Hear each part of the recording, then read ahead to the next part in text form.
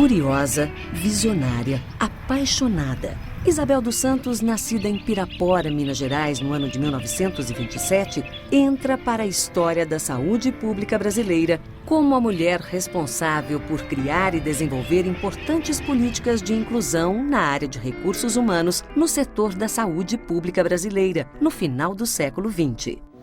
A Isabel é daqueles tipos inesquecíveis. Não teve ninguém que passou pela Isabel sem ter uma chapuletada, sabe? Sem sentir a força, né? Porque ela é uma mulher forte. Você sabe que você pode contar com ela em todos os momentos. Foi uma das pessoas que mais marcou a história da saúde pública brasileira nos últimos 50 anos. Isabel rompeu com a naturalização da desqualificação profissional dos trabalhadores de nível técnico na área de saúde. Ela tem uma grande decisão política e ideológica. Isso não é solto, não é só um exercício da minha profissão. Ela tem isso pensado, definido, com vontade, querido. O pioneirismo da Isabel dos Santos, né, em pensar uma escola técnica do sistema de saúde e que fosse multiprofissional, foi, assim, a ideia de primazia nessa linha de escolas técnicas. Ela criou uma escola, né, evidentemente que inspirada em Paulo Freire, inspirada em toda a história da educação libertária no Brasil, que fez, por exemplo, que o Brasil seja hoje o maior sucesso em termos, por exemplo, de ter criado um programa maciço de capacitação do pessoal de enfermagem que antes não podia sequer ser reconhecido como cidadão dentro do serviço. Eu acho que você tem um sentido na vida quando você nasce, né? Por que você nasce, então? Você tem que construir algo, você tem que ter compromisso com algo, né? Quer dizer, isso é inato, né? Não é todo mundo assim, eu pelo menos sou assim. Eu não posso ver ninguém sofrer, né? Quer dizer, eu fico... Qualquer tipo de sofrimento, físico, social, né? Eu sou solidária. Se a pessoa tiver, qualquer pessoa que estiver lutando para melhorar, sair da situação, conta comigo que eu estou ali sempre junto, né? Eu gosto. A minha energia vem daí, né?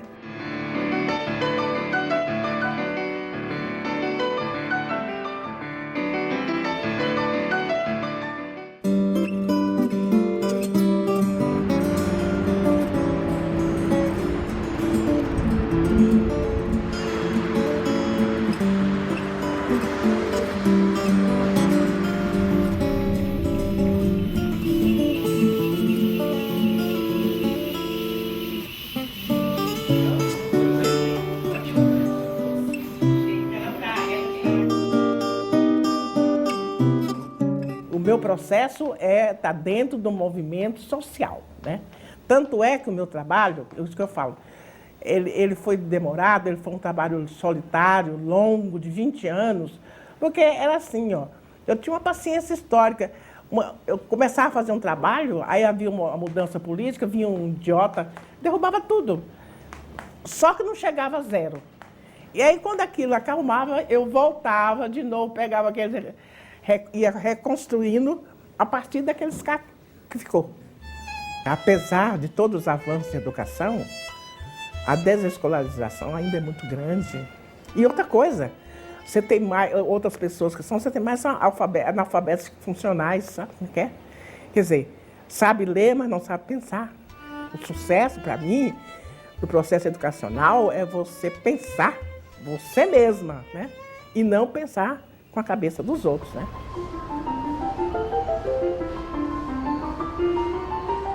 Essa maioridade, SUS e Escola Isabel dos Santos, para você ver que tem a ver com um movimento político, um movimento histórico, com a luta muito anterior, mas que teve um momento de materialização com a da reforma sanitária, os pressupostos e a luta pela implantação do SUS, logo após a 8ª Conferência de 86. E a nossa Constituição de 88. Então, os últimos 20 e poucos anos são anos de de construção dessa experiência. Para viabilizar o projeto Larga Escala, ela pensou na constituição de uma escola técnica do SUS que se responsabilizasse por alguns princípios norteadores dessa formação técnica, não é? Uma relação com o serviço, pensasse no trabalhador em serviço como aluno e no docente do serviço como professor, como instrutor. Foi um processo longo, muito, 20 anos. Essa solidão horrorosa, vai e vem, vai e vem, vai e vem. Primeiro foi o método, né? Em vez de pensar como as pessoas aprendem, como ensinar, que era a tônica da pedagogia, eu falei, não, vamos primeiro pensar como elas aprendem, né? A estratégia que nós achamos foi você trabalhar em cima do processo real de trabalho das pessoas. Mesmo porque, como é que eu vou ensinar trabalho em equipe teorizando? Não posso. Eu tenho que ensinar trabalho em equipe vivenciando. E eram trabalhadores que às vezes já tinham uma idade avançada, que não tinham escolaridade geral, não tinha escolarização, que trabalhavam muito, na maioria deles, a maioria eram mulheres, né? Com duplas jornadas e mais a jornada doméstica.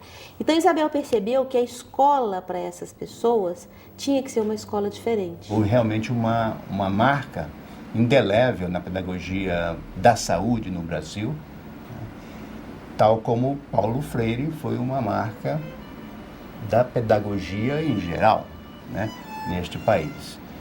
Ela é o nosso Paulo Freire de saia, nesse sentido, tem a mesma afinidade, tem uma afinidade com a pedagogia do Paulo Freire, mas ela nunca o pôs em prática tal qual, nunca procurou seguir quem quer que fosse, nem o próprio Paulo Freire. Ela seguiu sua intuição a vida inteira.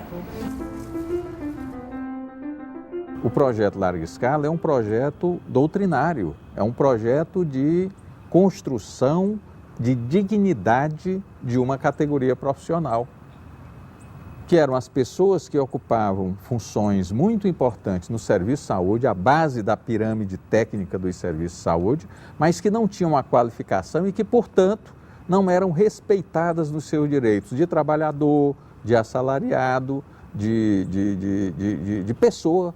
É o respeito à dignidade técnica e científica de um trabalhador.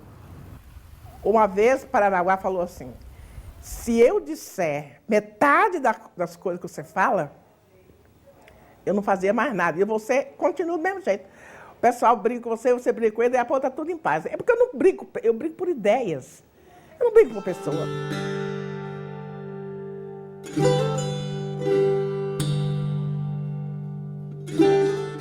E eu acho que a Isabel tem uma virtude, ela não é uma pessoa que trabalha sozinha. Ela trabalha em equipe, ela trabalha no processo, ela vai formatando a ideia, formulando, desenvolvendo o projeto, trabalhando como equipe. E ao fazer isso, ela está transferindo esse know-how.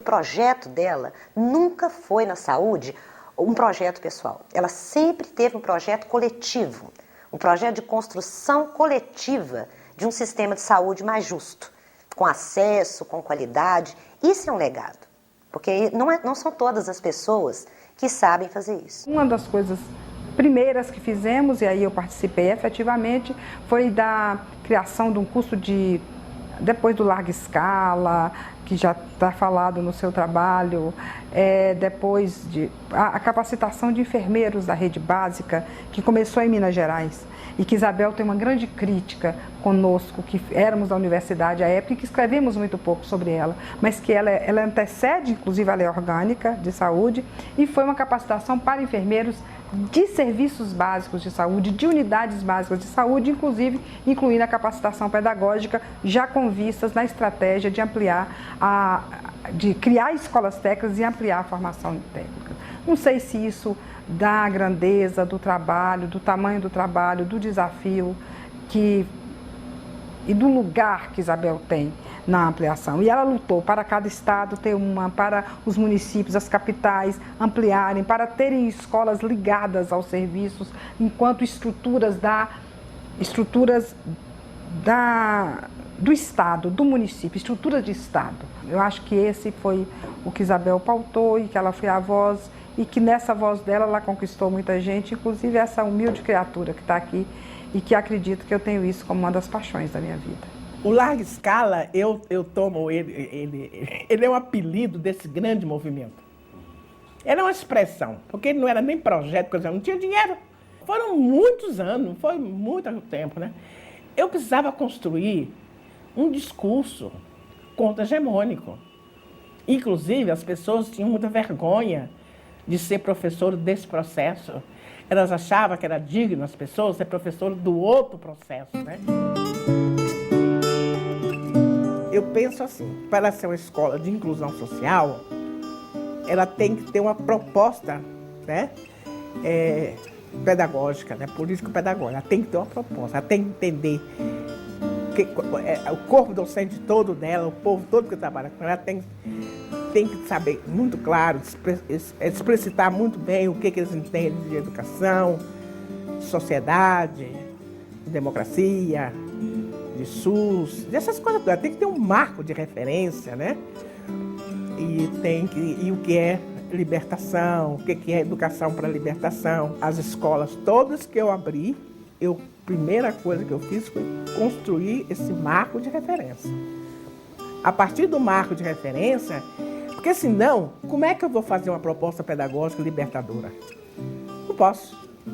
Eu só posso fazer uma proposta pedagógica libertadora se você tiver uma concepção de homem e sociedade, uma outra concepção de homem e sociedade, né? Então, a gente construiu, e a partir daí, desse marco de referência, você organizava o regimento interno dessa escola coerente com esse marco de referência. Como é que você... Aí a avaliação não pode ser para punição, é para ajudar o cara a superar, é para ajudar a superar e não para punir, porque a avaliação, de um modo geral, é para punir, né? E nessa nossa escola, a avaliação não é para punir, é para superar, né? Para o cara conseguir avançar.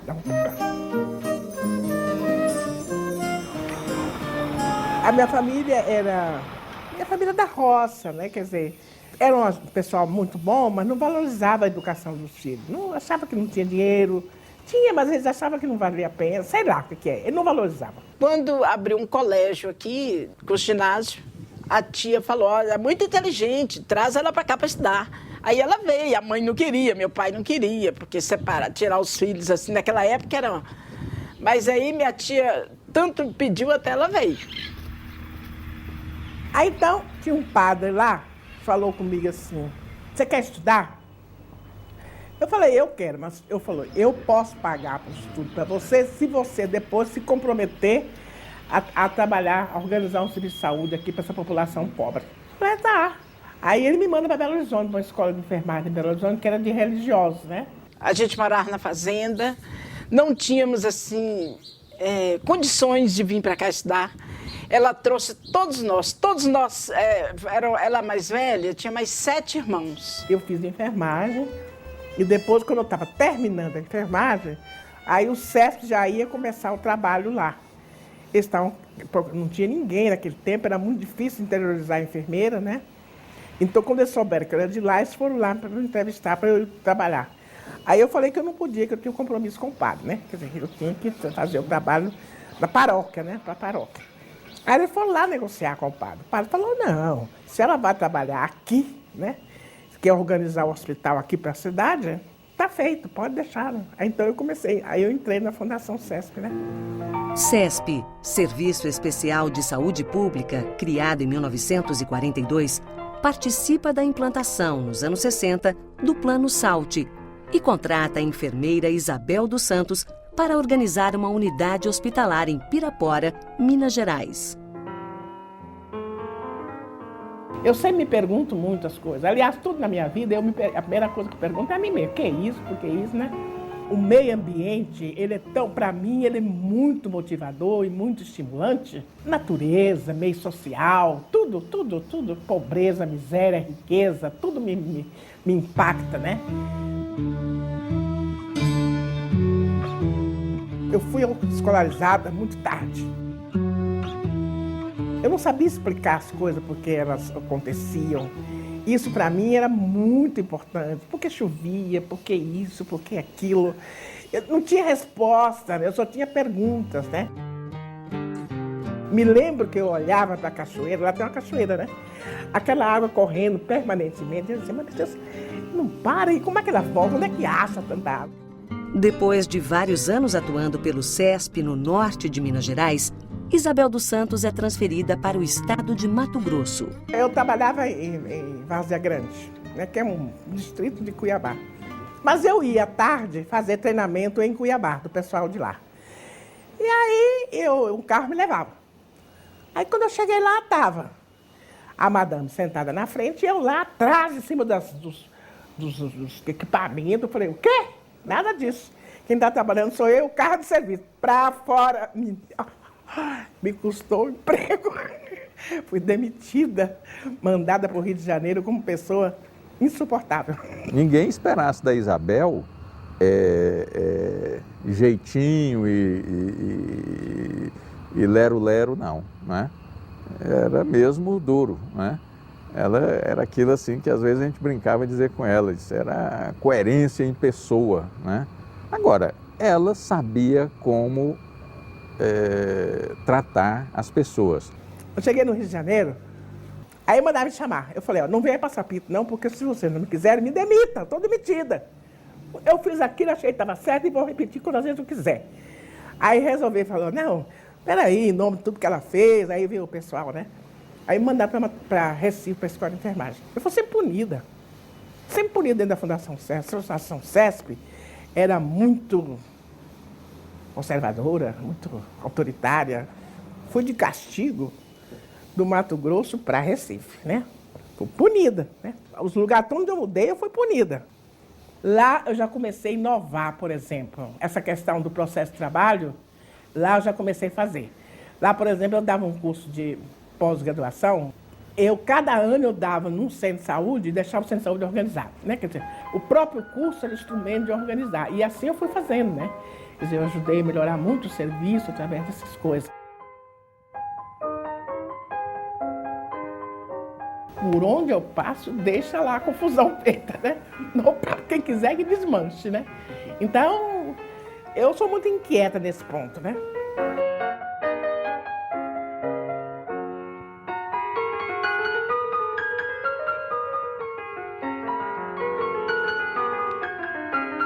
Não podemos minimizar uma questão muito importante, que foi uma contribuição que a Isabel ela deu e vem dando até hoje, que é na questão da constituição das escolas técnicas de saúde. Sem dúvida nenhuma, essas escolas, que são os grandes centros de formação de profissionais de nível médio, elas foram escolas impulsionadas. O trabalho da Isabel todo, ele foi direcionado no sentido de constituir essas escolas que iam ser responsáveis pela educação permanente desses profissionais. As escolas técnicas, elas surgiram quando a gente começou a fazer o processo de formação para ser legitimado. É o que eu te falei, né? Precisava ser legitimado. E que a saúde não tinha nenhuma experiência. E só fazia treinamento pontual. Apesar de ser uma escola em cima do serviço, não tirava a responsabilidade de você produzir material educacional, livro-texto, material visual, espaços, laboratórios, para você, aquelas coisas para não ir diretamente no paciente, que podia botar risco, podia no laboratório, né? Precisava criar espaço. Aí começamos. Tanto é que quando chegou agora o Profai, a gente, nesse processo da sustentabilidade, a gente botou um componente muito grande de fortalecimento das escolas técnicas. E aí, então, no contexto desse movimento em prol dos trabalhadores do SUS, são criadas as escolas, são criadas as centros formadores, são articuladas as universidades. A universidade é articulada com a formação do GEROS, com a formação do próprio CADRU também, né, do gestor de recursos humanos, enfim, criando viabilidade econômica, viabilidade política e viabilidade social para acontecer a qualificação desses trabalhadores de nível médio. Aí esse movimento se amplia. O grande fundamento de Isabel foi o materialismo histórico dialético. Isso deu a ela uma visão de coisas que, quando a gente pensava que não tinha mais nada para acontecer, ela tinha a sacação da contradição, ela tinha a sacação da luta histórica, ela sabia o que era quantidade e qualidade, ela sabia como lutar a interpenetração dos contrários, mas não fazia disso um proselitismo político-partidário. Podia ser em outros espaços, mas conosco ela fazia a essência. Ela mostrava com os atos dela e com a capacidade argumentativa, com o feeling. Ela entrava em todos os estados, cada um no seu contexto, querido, com partidos e governos e gestores e de toda a ordem. Eu entendia que a escola técnica era um instrumento que os gestores teriam para executar uma política pública de Estado de formação desse pessoal leigo. Ele tinha que ter um processo organizado, como tem a área de agricultura, como tem a área de pecuária, né? As escolas técnicas federais de indústria, tem na área da indústria e na área da pecuária, essas escolas técnicas, né?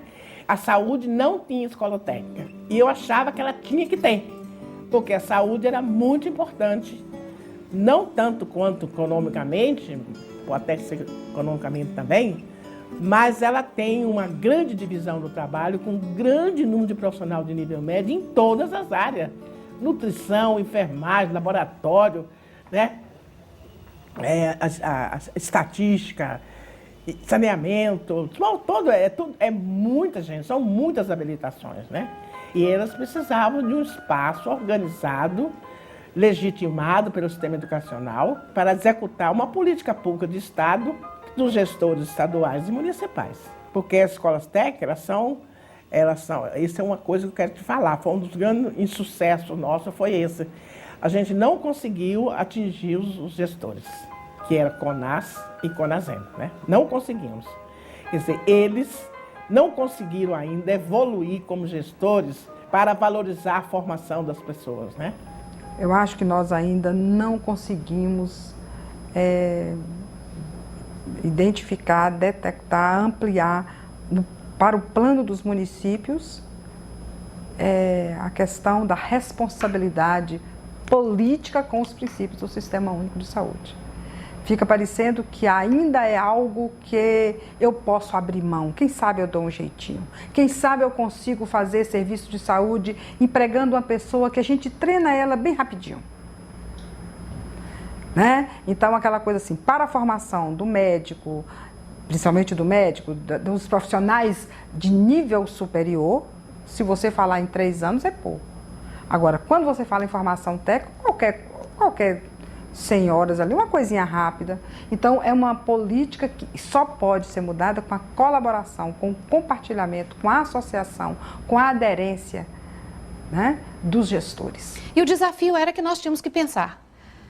E ela trazia uma proposta, uma escola, portanto uma estrutura, materiais didáticos, uma proposta pedagógica sustentada em determinados materiais, que ela estava construindo, inclusive com equipes de currículo, e o desaforo de fazer um levantamento dessa rede e dessas possibilidades e constituir turmas em serviço. Pessoa apaixonada, ela se dedica e exigia dedicação dos outros, né?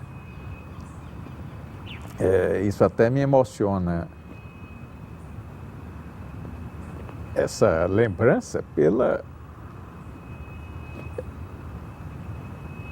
pela impressão que me dava esse compromisso que ela transpirava. Era muito forte. Eu tinha que fazer essa formação desse pessoal todo sem tirar do trabalho. É como você consertasse um trem em andamento.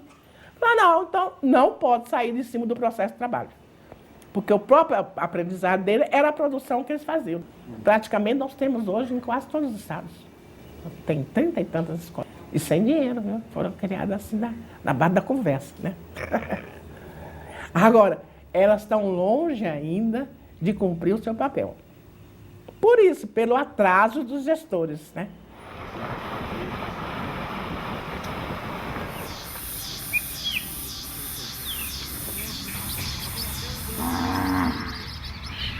Meu pai era fazendeiro. E eu via, quando criança, ele negociar, chegavam os donos de frigorífico para negociar, comprar o gado. Minha mãe não saía da cozinha. Não saía, mas dizia para ele assim, o peso da boiada é tanto, não pode ser um tostão a menos. E ele não falava nada, eu parecia simplório, né? Ia negociar. Ficava uma semana o cara comendo, dormindo, falando nada sobre o que ele ia fazer. Na hora dele viajar, montar no cavalo, aí fazia um negócio, fechava ali em cima. É impressionante, aquilo me fascinava, aquele jeito mineiro de fazer as coisas, né? Então eu fiquei malandra também, né? Um bom mineiro não laça boi com imbira, não dá rasteira no vento, não pisa no escuro, não anda no molhado, não estica a conversa com estranho.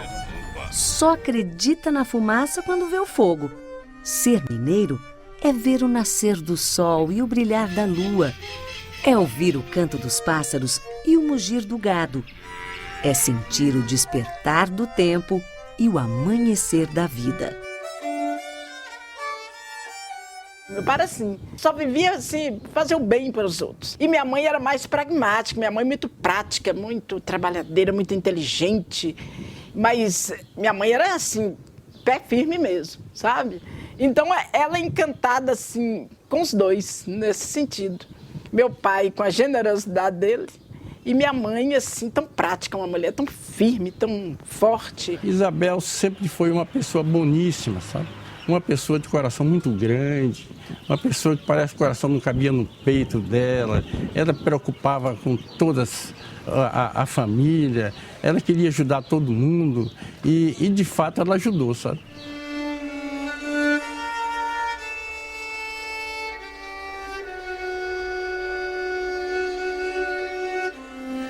Isabel sempre foi uma comunista, mas uma comunista intuitiva. O que ela fazia não era porque era uma missão do partido, porque alguém tinha encomendado a ela. Não, ela decidia que isso era uma coisa importante e ela se dedicava àquilo.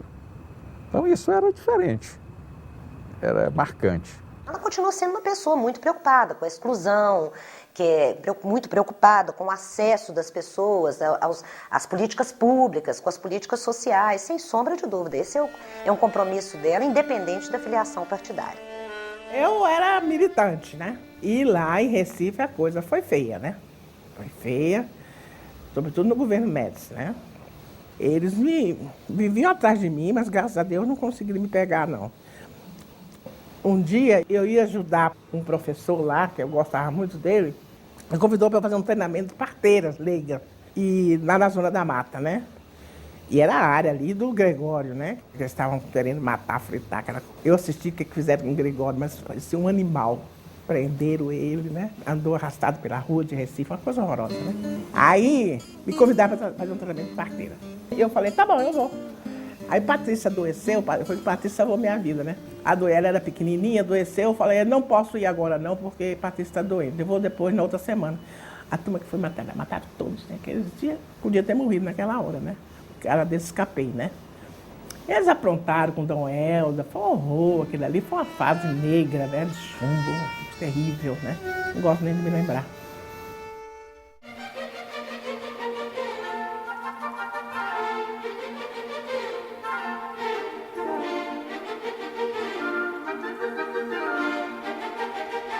O Larga Escala trabalhava a favor dos trabalhadores e a favor da sua qualificação profissional, até em detrimento da existência da lei do exercício, que nunca foi muito democrática. Nesse contexto dos anos 80, foi promulgada uma lei, né, que exigia a habilitação completa, né, dos atendentes, ou seja, que eles se transformassem em técnicos de enfermagem e que, portanto, passasse por um processo de formação. A lei deu 10 anos para que todas as pessoas que estavam nessa situação, que eram pessoas que tinham sido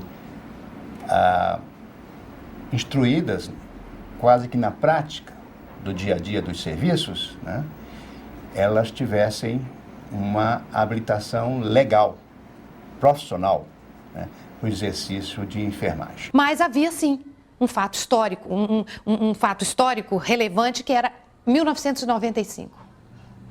Que eu, inclusive, fazendo uma fala no Congresso Brasileiro de Enfermagem em Porto Alegre, naquele ano, eu disse, defrontando-os com 1995. Era exatamente mostrando a luta que o Larga Escala vinha fazendo contra a legislação que dizia que naquele ano terminava o direito dos atendentes poderem exercer a sua profissão, porque a partir daquela data, quem não fosse qualificado não seria registrado no Conselho Regional, portanto não teria o direito a um exercício legalmente amparado, ficaria na marginalidade e perderia o direito de permanecer como atendente, sem nenhuma providência para tirá-los dessa condição. Então, quando isso acontece, toda a experiência que estava acumulada de organizar a formação, de pensar estrategicamente a coisa em ampla escala, de pensar na formação em serviço, quer dizer, tudo isso que já era uma experiência consolidada, essa experiência ganha força política. E aí o Conselho Federal de Enfermagem, o COFEN, através do sistema COFEN-Corens, estava propagando este verdadeiro crime contra os trabalhadores atendentes de enfermagem. Eles estavam apavorados. E a Associação Brasileira de Enfermagem, que é uma entidade de enfermagem mais chamada de científico-cultural, porque ela não tem o poder de fiscalização do exercício, é uma outra dimensão da organização da enfermagem brasileira, ela que era responsável por formar formadores, por pensar educação, por apoiar a categoria no que tange aos avanços educacionais, etc. Falou, isso é uma loucura, vamos buscar, tem um Larga Escala, tem alternativas, nós não podemos simplesmente deixar que essas pessoas percam o emprego. As pessoas todas sendo presas, porque não tinha lei do exercício e ninguém podia fazer que elas tivessem o curso de auxiliar de enfermagem de repente. Por acaso chegaram para mim, eu falei, eita, vou turbinar o Larga Escala. É porque é a única pessoa que sempre gostou disso, né? Lá no Ministério da Saúde. Chegar lá no terceiro andar, eu falei, já ajudo, não tem conversa.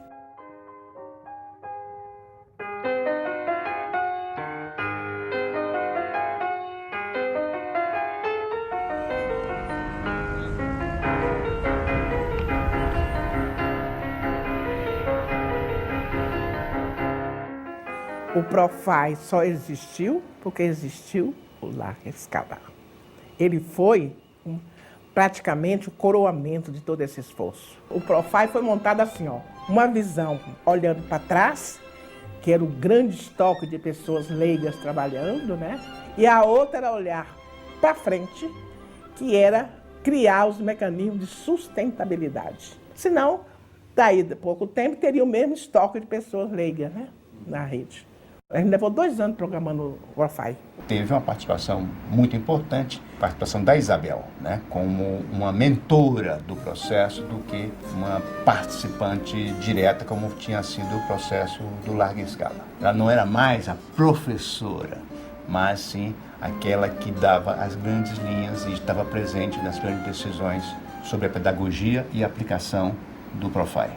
Todos os trabalhadores de nível médio do Sistema Único de Saúde, que não tem qualificação profissional reconhecida pelo sistema educacional, podem se inscrever e vão fazer um curso com titulação legal garantida. Isabel tinha muito compromisso com isso. A perspectiva dela de pensar isso era não só pensar a inclusão dessas pessoas que não tiveram acesso, que foram excluídas, como também em profissionalizá-las e, mais do que isso, em garantir que os serviços tivessem qualidade para os usuários. O Profai só pôde acontecer em 5 anos, com a qualidade com que ele aconteceu, com a envergadura, a magnitude, uma meta imensa, não é? Só de professores de educação profissional técnica, o curso de especialização da ESP egressou 13.161 enfermeiros, docentes em educação profissional técnica do IAPOC ao Chuí mesmo, não é força de expressão. Alunos do IAPOC e alunos do Chuí, em parceria com a Universidade Federal do Rio Grande do Sul. Sabemos nome, endereço e CPF deles, então não é força de expressão. 241 mil auxiliares, mais de 70 mil técnicos. Fazer isso em 5 anos, fortalecendo escolas, construindo projetos, plantas físicas, isso tudo ao mesmo tempo com avião em pleno voo. O Profai, ele data de 1999, né? E são 10 anos. ele se encerra em dezembro de 2009. Né? Mas já pensando uma continuidade do Profai, em 2008 tem-se uma política de educação na área técnica que envolve, além da enfermagem, outras áreas. Aí a saúde bucal, a radiologia, a citotecnologia, a hemoterapia, manutenção de equipamentos, vigilância em saúde, que são áreas que estão compondo a política de educação profissional para o período de 2008 a 2011. E nós estamos, nesse momento, trabalhando com o Profapes, que a enfermagem faz parte, mas ele amplia para outras áreas técnicas. É preciso você continuar articulando pessoas, formando grupos críticos, ampliar a capacitação das pessoas de discutir a formação e a escola para além do prédio. Para além do prédio, não estou tirando escola, não estou desqualificando a importância de escola, mas para além do prédio. A escola no espaço de articulação, de integração com atores sociais, onde o trabalho se realiza. E como tinha dinheiro, ele pôde ser feito em extensão nacional, com dinheiro.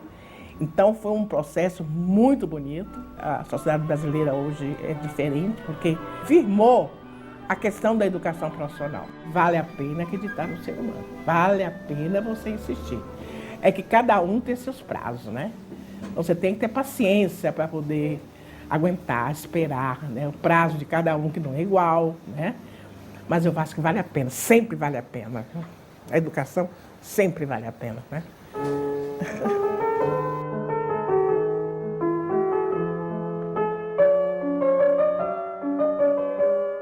Dentro do Profai, no projeto Profai, existiu um subprojeto, vamos dizer assim, né? Era chamado de componentes, né? Subcomponente, que cuidou, que discutiu, que pensou essa questão da organização dos currículos referenciados em competências. Isso em função de uma mudança na Lei de Diretrizes da Educação Brasileira, né, que é chamada LDB.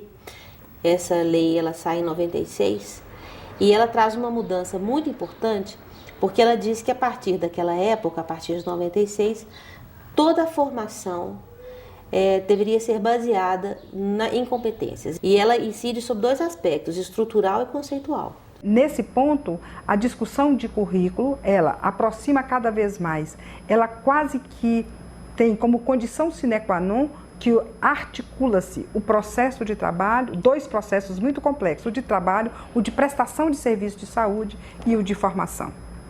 Então, e aí os currículos deixam de ser enciclopédicos, aqueles currículos com os blocos de disciplinas, né, para serem de conteúdos de competência que se interagem, buscando conformar uma inserção qualificada do trabalhador naquele cenário de prestação de serviço que é específico. Isso foi um grande avanço, pensar competências a partir do processo de trabalho do trabalhador.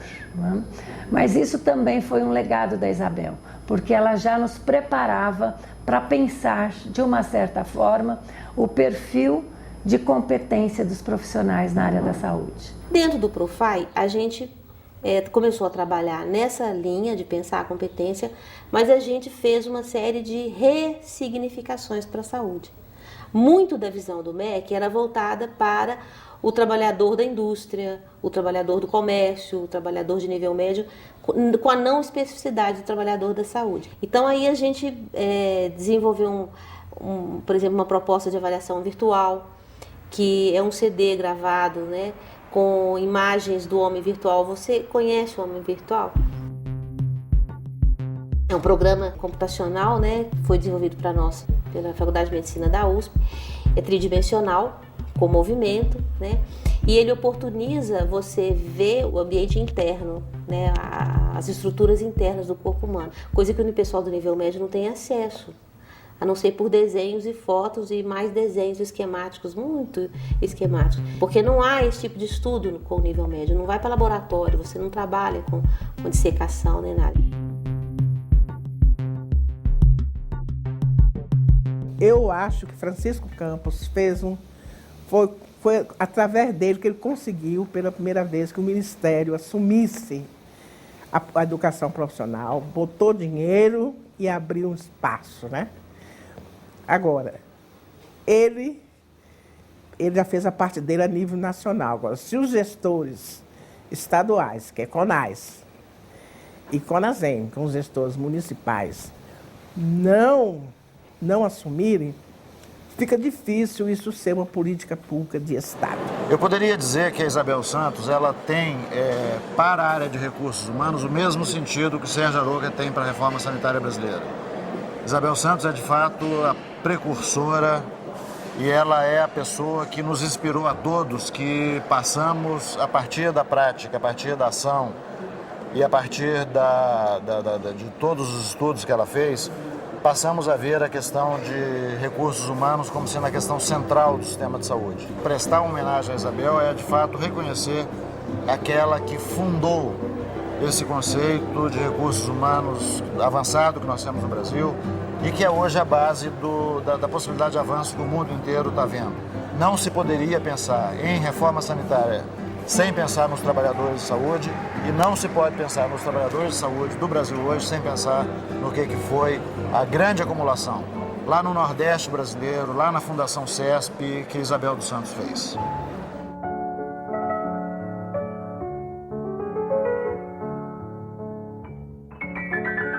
Tenho em conta que Isabel sempre dispôs de recursos incomensuráveis de doçura, porque há em sua alma um imenso mar doce, um São Francisco, que se acostumou desde cedo a correr em várias direções, a fim de banhar as agruras dos sertões da vida.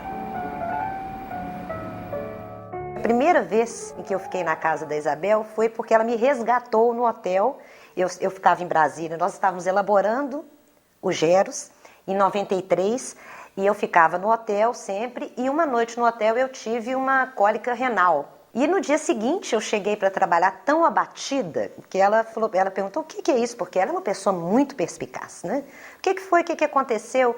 E aí eu relatei que tinha passado mal no hotel. Nesse mesmo dia, sem falar nada, quando nós acabamos o trabalho, né, ela tinha um Fusca, com o Fusca nós passamos no hotel e ela falou, pega suas coisas e vai ficar lá em casa. Eu aproveito aqui um parêntese para fazer uma referência a essa iniciativa do Ministério em fazer esse registro. Pode servir de estímulo para quem quer lembrar e aproveitar uma experiência que foi marcante na saúde pública brasileira no fim do século passado. Ser amiga da Isabel é um privilégio, porque eu considero a Isabel uma amiga, além de uma guru, mestra. Naquele Fusca nós tivemos vários episódios engraçadíssimos, porque nós dirigimos, ela por Brasília fora, a gente ia naquele carrinho e um belo dia o Fusca parou de funcionar, ficava estacionado na porta da casa dela, ela também já não tinha muito pique para dirigir e a gente sempre olhava o Fusca e falava com saudade, né, dos tempos em que nós circulávamos por Brasília no carrinho. Esse quadro é uma pintura que é bordada por umas primas de Isabel, que são bordadeiras e que fazem coisas muito bonitas. Então eu ganhei esse quadro, que é algo muito bonito, tanto o quadro como o que está escrito. Odora, de que viagem a gente fala? Se tudo é viajar em busca de tudo e do nada. Ainda dá tempo de costurar, de rebordar os dias, de recriar a rosa dos ventos. Desfazer os nós, puxar os fios da linha da vida e chegar em nós mesmas. Nessas alturas da viagem, sob a guarda de Bom Jesus do Bonfim, Santa Bárbara, guardai o coração dessa andarilha, que tem os pés no chão e olhar no longe. Um beijo. Brasília, abril de 95.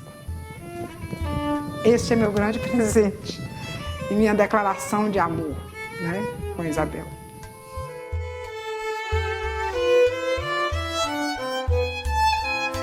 Isabel politizou as menos politizadas, sacudindo as nossas ingenuidades. Para isso, ela era firmíssima.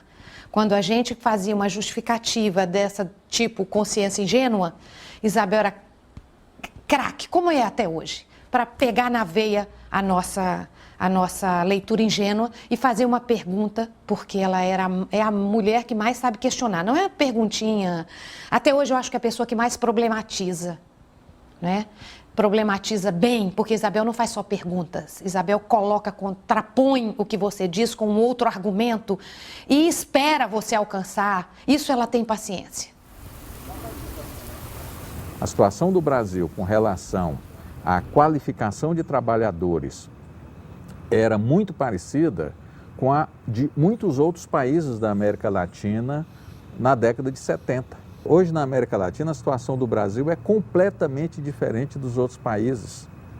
Nós temos hoje milhares, centenas de milhares de pessoas que foram formadas num projeto educacional que tem muito a ver com esse movimento do qual a Isabel participou de forma muito decisiva, de forma muito dedicada, empenhada e onde eu gosto muito de dizer, onde ela foi uma grande liderança. Ela gosta de uma comida mineira com vontade. Nós íamos a um restaurante que ele tinha as chamadas comidas da fazenda e as comidas do tropeiro, né? As da fazenda são, em geral, as comidas com caldo, como a rabada, enfim, as comidas que têm caldo. E as do tropeiro são as comidas mais secas, né? O lombo, o feijão tropeiro. Comer, eu gosto de comer, mas não é mais. Eu gosto de comer bem. Mas mais assim não. Também eu gosto muito de trabalhar, eu gosto muito de ver a vitória das pessoas, eu gosto, sei lá, eu gosto de... Eu sou apaixonada por muita coisa, viu? Aliás, por quase tudo. Eu sou uma mulher apaixonada.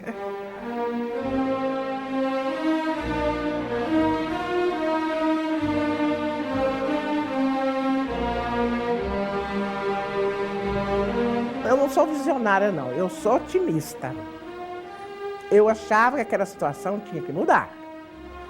E como eu sei que as pessoas mudam, o processo social também evolui, não é estático, eu acreditava nisso, eu acredito nisso.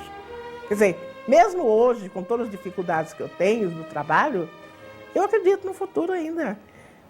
Não sei como é que vai ser, mas sei que vai mudar. Eu acho que a minha aposentadoria foi mais para ficar em paz com a humanidade, para parar para morrer, né? Para quem eu vou brigar a vida inteira? Eu tenho que parar um pouco, né? Então, eu falo que eu saí do palco, estou na plateia. Estou batendo palma para a turma nova que está aí, né?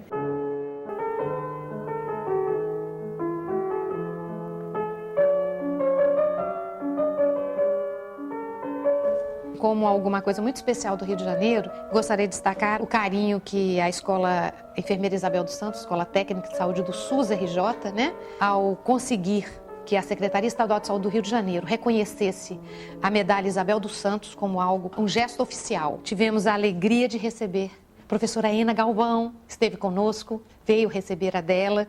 Então, Bel já tem medalha, Bel já tem escola, Bel já tem troféus, acho que já tem, inclusive, prêmios.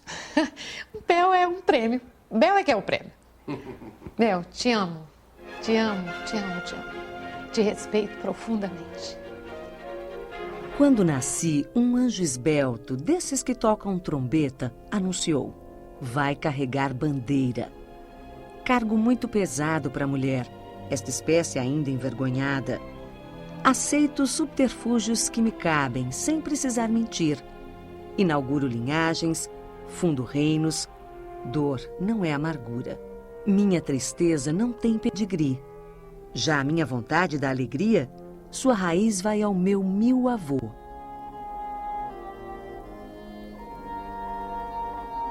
Nossa, briguentíssima. Tô te falando, era difícil. É verdade, dona Isabel? É. Suada. Mas não tem jeito. Mas eu acho que eu tinha quem puxar, até porque, como a educação era muito rígida, ela tinha os princípios e botava isso muito claramente, e facilitava não. Isso era para todos, né? Mas foi bom que ela usa uma pessoa responsável, tá vendo? É até demais, né? É. Ô, meu filho, desculpa se não saiu do jeito que você queria. Eu falei, meu Deus, eu tô com medo na hora lá, eu não consegui as ideias fugirem, né?